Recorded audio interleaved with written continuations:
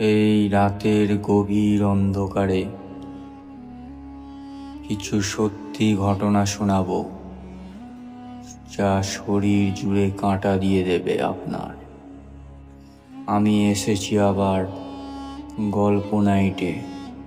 Subscribe করো, কারণ আজ যে কাহিনী বলবো সেটা কেবলমাত্র ভয় নয়, এটা তোমার বিশ্বাস নাড়িয়ে দেবে। আমাদের গল্পের শুরু হয় উত্তরপ্রদেশের এক ছোট গ্রামে। আমি আর আমার 3 বন্ধু, রাহুল, অনিরুদ্ধ ও অমিত, একই কৃষি বিদ্যালয় থেকে পাশ করে নিজেদের গ্রামে ফিরে আসি। আমরা নতুন প্রযুক্তি ব্যবহার করে ফুল চাষ, মাছ চাষ, হাঁস মুরগির ব্যবসা শুরু করি। সব কিছু ভালোই চলছিল, যতদিন না আমার মামা গ্রামের এক কোণায় বিশাল এক জমি লিজ নেন। সেই জমির অর্ধেক ফুল চাষে আর বাকি অংশে মাছ চাষ শুরু হয়। কিন্তু সমস্যা ছিল, জমির একপাশে ছিল পুরনো এক শ্মশান ঘাট, যার নাম শুনলেই মানুষ ভয় পেত। দিনের আলোতেও কেউ ওদিকে পা বাড়াতো না। আবার রাত হলে পুরো জায়গা যেন মৃত্যুর নিস্তব্ধতায় ঢেকে যেত। আমাদের খামারে মাঝে মাঝেই চুরি হচ্ছিল, বিশেষ করে মাছ পুকুরে। কর্মচারীরা কেউ রাজি হচ্ছিল না রাত জেগে পাহারা দিতে। শেষমেশ আমরা ঠিক করলাম নিজেরাই পাহারা দেব।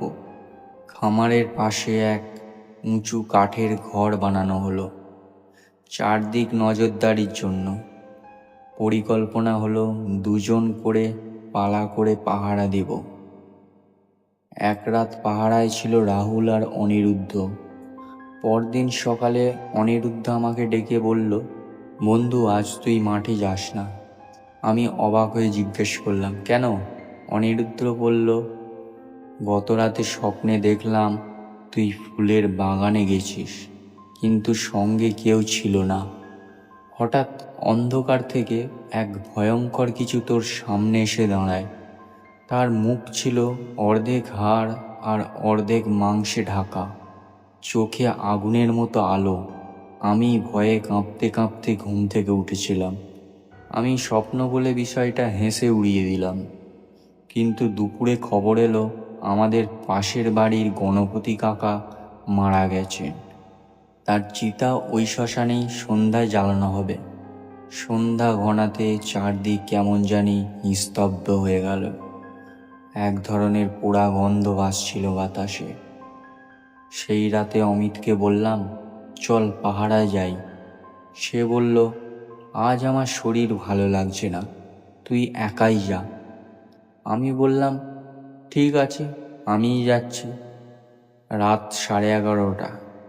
আমি একা খামারে গেলাম। চিতার আগুন তখনও পুরোপুরি নেভেনি। বাতাসে গন্ধ, একটা অদ্ভুত নিস্তব্ধতা। পোকামাকড়দের শব্দটাও কেমন যেন থেমে গেছে। আমি পাহাড়ার ঘরে উঠে বসলাম। সময় কাটছিল ধীরে ধীরে। রাত 12:30টায় বৃষ্টি শুরু হলো, হালকা থেকে তীব্র হয়ে উঠল। বাতাস বইতে লাগলো যেন শ্মশানের আত্মারা জেগে উঠেছে। হালকা ভিজে ঠান্ডায় আমি কখন যে ঘুমিয়ে পড়ি নিজেই বুঝিনি। হঠাৎ ঘুম ভাঙল। রাত 3টে, চারপাশ নিস্তব্ধ, শুধু একরাশ কুয়াশা ঘিরে রয়েছে সব কিছু। আমি নিচে নামলাম, ভাবলাম একটু হাঁটব। ফুলের বাগানের দিকে যেতে যেতে হঠাৎ চোখ পড়ল শ্মশানের দিকে। আমি থমকে দাঁড়ালাম। দূরে যেখানে চিতা জ্বলছিল সেখানে এক অদ্ভুত কিছু বসে আছে। প্রথমে মনে হলো কোনো শেয়াল বা কুকুর হবে, কিন্তু কাছে যেতেই যা দেখলাম তাতে গায়ে কাঁটা দিয়ে উঠল। আগুনের মতো চোখ, বিশাল লাল জিভ, মুখের অর্ধেকটা মাংসহীন হাড়, আর হাতে হাড়গোড় চিবুচ্ছে সে। আমি ভয় পেয়ে পিছিয়ে আসতে চাইলাম, কিন্তু সে তাকালো আমার দিকে। চোখ নেই, চোখের জায়গায় আগুন জ্বলছে। তার জিভ যেন মাটিতে গড়াচ্ছে। আমি চিৎকার করতে গিয়েও পারলাম না। গলা বন্ধ হয়ে গেল, শরীর থেমে গেল, আর আমি সেখানেই অজ্ঞান হয়ে পড়লাম।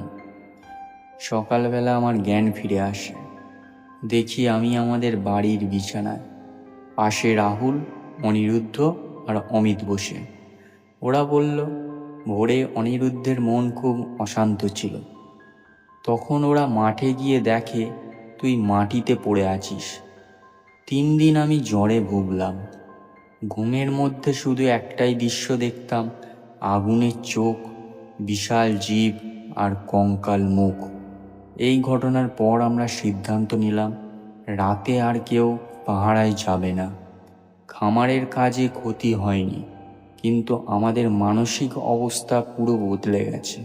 এরপর গ্রামের কিছু বয়স্ক মানুষ বললেন, ওই জমির পাশে এক সময় এক সাধু সন্ন্যাস করতেন, যিনি নাকি মৃত্যুর পরও ওই শ্মশান ত্যাগ করেননি।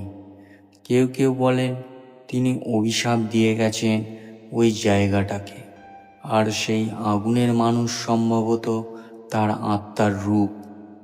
রাত নামলেই আজও সেই জমির পাশ দিয়ে বাতাস অন্যরকম বইতে থাকে। কেউ কেউ বলে মাঝরাতে শোনা যায় চিতার ধোঁয়ার মতো এক অর্ধ মানুষের ছায়া। মাঝরাতে দেখা যায় চিতার ধোঁয়ার মধ্যে এক অর্ধ মানুষের ছায়া, যার চোখে আজও আগুন জ্বলে। আমরা আবার খামারে যাই ঠিকই, কিন্তু সূর্য ডোবার আগে সবাই ফিরে আসে।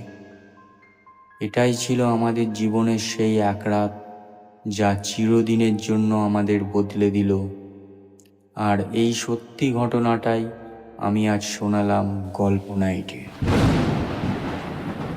যদি এই গল্প তোমার গায়ে কাঁটা ধরিয়ে দিয়ে থাকে, তাহলে সাবস্ক্রাইব করো। কারণ ভয় শুধুই অনুভব নয়, এটা এমন কিছু যা বিশ্বাসের চূড়ান্ত সীমানাতেও পা ফেলায়। আর মনে রেখো, সব শ্মশান ঘুমায় না, কিছু কিছু রাত জাগে তোমার জন্য।